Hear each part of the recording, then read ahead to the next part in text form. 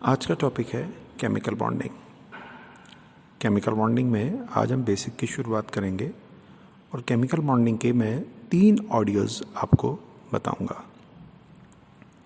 Hello दोस्तों, मैं आपका दोस्त दुष्यंत कुमार, बीटेक आईआईटी रुड़की। आप में से कुछ बच्चे सोचते होंगे कि बीटेक आईआईटी रुड़की क्यों बोलते हैं। क्या ये बताना चाहते हैं कि मैं एक आईआईटीएन हूँ? मान सकते हैं, लेकिन उससे ज़्यादा एक और बहुत इम्पोर्टेंट बात है। दुष्यंत कुमार एक बहुत ही शानदार और बहुत महान कवि हुए हमारे इंडिया में।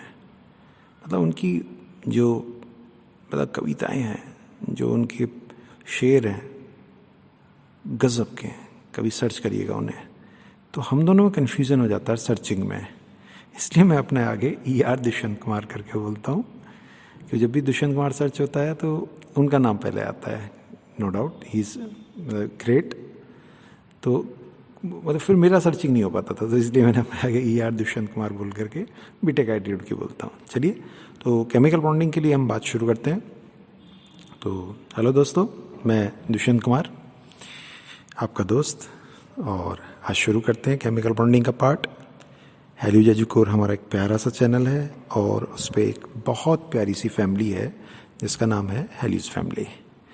तो केमिकल बॉन्डिंग के 3 पार्ट करके चलेंगे। आज मैं बेसिक्स की बात करता हूँ, बॉन्ड्स के बारे में बताता हूँ, आयनिक, कोवलेंट, कोऑर्डिनेट, इस तरह के बॉन्ड्स की, और इनमें जो इंपॉर्टेंट पॉइंट होता है, इंपॉर्टेंट स्ट्रक्चर्स होते हैं, उनके बारे में मैं कुछ जानकारी आपको दूंगा। फिर उसके बाद हम नेक्स्ट में आगे की ओर बात करेंगे bond order, paramagnetic, diamagnetic, resonance, hydrogen bond, इस तरह से। और फिर हम वेस्पर थ्योरी और VPT थ्योरी, इन सब के बारे में भी आपसे बात करेंगे। परसेंटेज आयनिक करेक्टर, डायपोल मोमेंट। तो स्टार्ट करते हैं। पहले 4 पॉइंट से 4 से 5 पॉइंट में आज मैं अपनी बात पूरी करूँगा। छोटा वीडियो होगा, छोटा ऑडियो होगा आपका। तो पहला पॉइंट है हमारे पास में कि हमारे पास में टाइप्स ऑफ बॉन्ड। तो 3 तरह के बॉन्ड होते हैं, आयनिक, कोवलेंट एंड कोऑर्डिनेट। तो इसमें क्वेश्चन कहाँ पर बनता है? इसमें क्वेश्चन बना करता है कि कौन कब कैसे करके बॉन्ड बनाता है। तो इसका सबसे इंपॉर्टेंट बात है इलेक्ट्रोनेगेटिविटी डिफरेंस। अगर इलेक्ट्रोनेगेटिविटी का डिफरेंस 0 है तो प्योर कोवलेंट बनता है। 0 से ज़्यादा 1.7 से कम है तो पोलर कोवलेंट बनता है, जैसे HCl। और अगर बहुत 1.7 तक हम पहुंच गए तो 50-50% का रहता है। और अगर ये 1.7 से ज़्यादा हुआ तो ये मेनली आयनिक बना करता है। सेकंड पॉइंट, आयनिक और कोवलेंट के रिस्पेक्टिव। अगर हमारे पास में लार्ज कैटायन होगा, स्मॉल एनायन होगा, तो आयनिक बनेगा। स्मॉल एनायन और लार्ज कैटायन हो जाए, आपका एनायन हो जाए, तो आयनिक बनेगा। और स्मॉल कैटायन और लार्ज एनायन हो जाए तो उसका आयनिक करेक्टर कम हो जाया करता है। जैसे CHCl ज़्यादा आयनिक है LiCl से।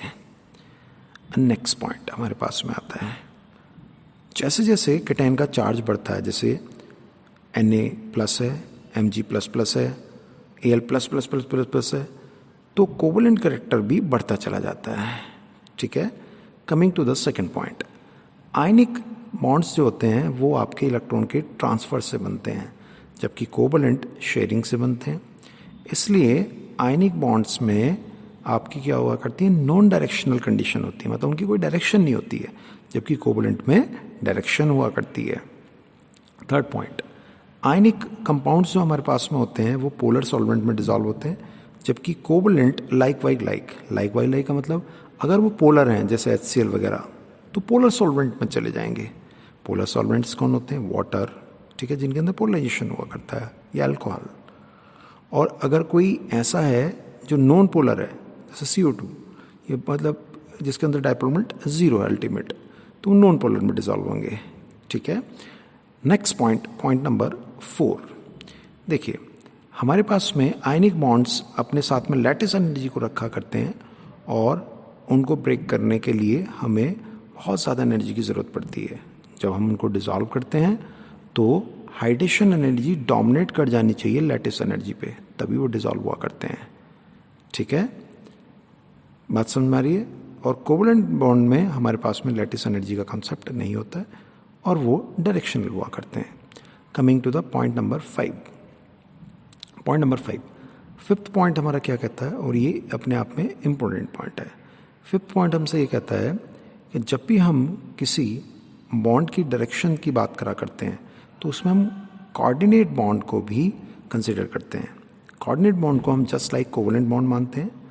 उसमें हमारे पास में क्या हुआ करता है कि जो लोन पेयर होता है वो डोनेशन की तरफ जाया करता है। जो लोन पेयर को देता है उसे डोनर कहते हैं, जो एक्सेप्ट करता है उसे एक्सेप्टर कहते हैं, देने वाले को लुइस बेस, लेने वाले को लुइस एसिड कहते हैं। एक चीज़ इंपॉर्टेंट है, जैसे NH3 और BH3, तो NH3 का हाइब्रिडाइजेशन sp3 है, BH3 का हाइब्रिडाइजेशन sp2 है, लेकिन जब एक दूसरे कॉन्टैक्ट में आते हैं तो NH3 अपना डोनेशन दे करके दोनों के हाइब्रिडाइजेशन sp3 एंड sp3 कर दिया करता है। ठीक है, coming to the point number 6 and most important point, सबसे इंपॉर्टेंट पॉइंट है, that is lattice energy concept. अगर हमारे पास में केटायन और एनायन पे चार्जेस ज़्यादा हैं और साथ में उनका साइज भी ऑलमोस्ट सेम है, तो ध्यान रखिए उनकी लैटिस एनर्जी बहुत ज़्यादा हुआ करती है। जैसे Ca++ और SS- को अगर हम लेते हैं तो उनकी लैटिस एनर्जी बहुत ज़्यादा होती है, बहुत ज़्यादा हुआ करती है। इस चीज़ का आप लोग हमेशा ध्यान रखे रहिएगा। ठीक है, अब इनमें कुछ इम्पोर्टेंट ऐसे हमारे पास में एग्जाम्पल्स होते हैं जो आपको एग्जाम में करके जाने हैं, जिनसे सवाल आ जाता है, क्वेश्चन आ जाता है। जैसे H2O2, इसके अंदर polar as well as non polar bond हुआ करता है। NH4Cl, इसमें कोवलेंट, कोऑर्डिनेट और आयनिक तीनों बॉन्ड हुआ करते हैं।